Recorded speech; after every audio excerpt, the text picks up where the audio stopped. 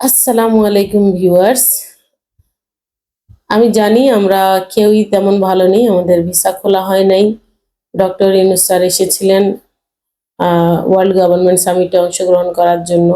উনি অংশগ্রহণ করেছেন এবং দ্বিপাক্ষিক কয়েক দফায় বৈঠক করেছেন এবং আপনারা জানলে খুশি হবেন হয়তো।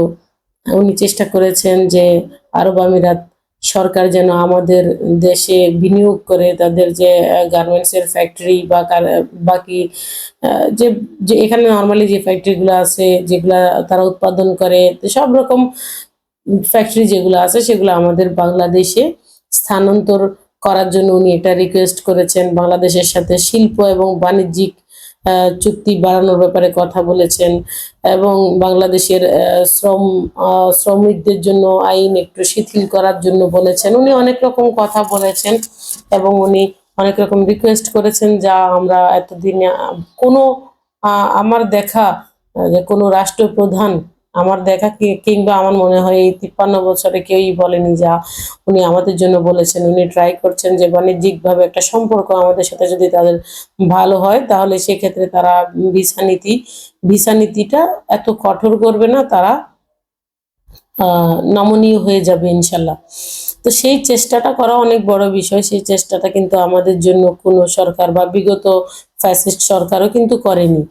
যখন দেখা গেছে যখন এক্সপো 2020-তে ভোট দেওয়ার জন্য কোথায় হবে সেটা ভোট দেওয়ার জন্য বলা হয়েছে, আমাদের বাংলাদেশ তখন দুবাইকে ভোট দেয়নি, তখন ভোট দিয়েছে রাশিয়াকে।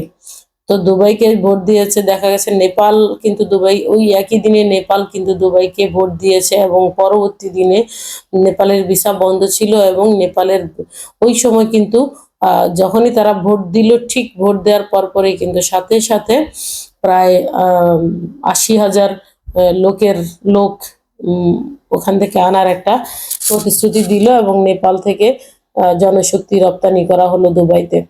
তখন থেকেই শুরু, নেপালের এখন পর্যন্ত আর পিছনে ফিরে তাকাইতে হয়নি। তো এই আমাদের যে ফ্যাসিস্ট সরকার ছিল, যে শেখ হাসিনার যে জঘন্য জালিয়াত একটা সরকার ছিল, এই সরকার কিন্তু কোনোদিন আইসা এখানে কোনো আমাদের বিষয়ে কথা বলেনি। উল্টা যখন ছাত্রদের আন্দোলন চলতেছিল, এখানে যে সকল ভাই আন্দোলন করেছে তাদেরকে উল্টা ধরিয়ে দিয়েছে। তো সবকিছু মিলিয়ে আমাদের প্রবাস বান্ধব কোনো সরকার আমরা কোনো কালে কখনোই পাইনি। তো এখন আমরা একটু আশা করতে পারি ইনশাল্লাহ একদিন এই ভিসা খুলবে না, হয়তো বাণিজ্যিক একটা সম্পর্ক আস্তে আস্তে বাড়বে।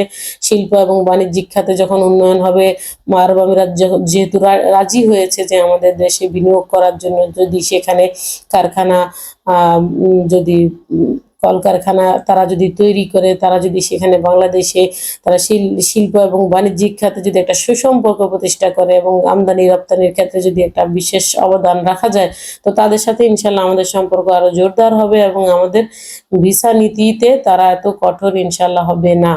তো সেই জন্য একদিনে এক বৈঠকে এগুলো সমাধান করা সম্ভব না, কারণ 16 বছর ধরে বাংলাদেশ যে যে জালিয়াতিগুলা করে গেছে বাংলাদেশে, যে পিছনের সরকার, সেই যে বাংলাদেশের ভাবমূর্তি ক্ষুণ্ণ হয়েছে সেখান থেকে ধরে এখন পর্যন্ত আমাদের ভাবমূর্তি কোথাও কিন্তু তেমন একটা ভালো নেই।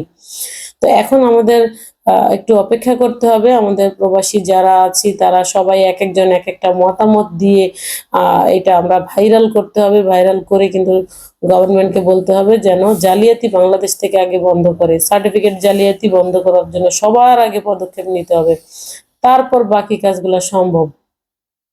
যেহেতু তারা বলছে তোদেরকে আমরা বিশ্বাস করতে পারি না, কারণ তোরা হচ্ছিস ভুয়া, তোদের সার্টিফিকেট ভুয়া, সার্টিফিকেট দিয়ে তোরা এখানে চলে আসিস, আসার পর তোরা এখানে লেবারের কাজ করিস, মেশনের কাজ করিস, তাবুকের কাজ করিস, আর আইডিতে লেখা আছে ইঞ্জিনিয়ার, ডক্টর, এগুলা।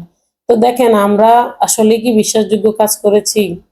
বিশ্বাসের কাজ আমরা করেছি? করিনি। তো এটা আমাদের মানতে হবে যে আমাদের দেশের ক্ষেত্রে যে জালিয়াতি যেটা, সেটা যদি আমরা বন্ধ না করি, আজকে আরব আমিরাত শ্রমবাজার বন্ধ করেছে, আগে সামনে দেখবেন আস্তে আস্তে একটা একটা করে সবগুলা বন্ধ হয়ে যাবে।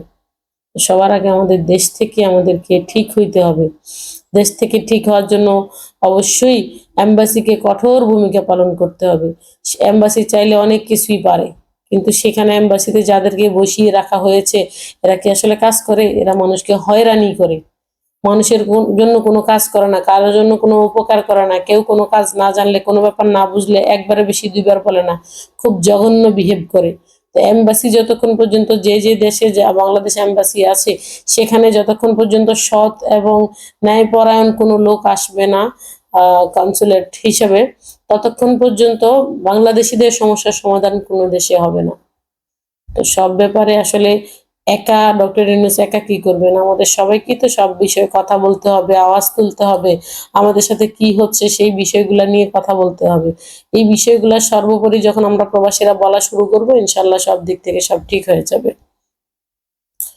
সর্বোপরি প্রবাসী কল্যাণ মন্ত্রণালয়ের কাছে আমাদের রিকোয়েস্ট থাকবে যে আরব আমিরাতের যে সমস্যাগুলো আছে, সমস্যাগুলোর সমাধানে উনি যেন নিজে এসে একটা কিছু করেন, কারণ এখানে জালিয়াতি বন্ধ ছাড়া আর সেকেন্ড কোনো অপশন নেই।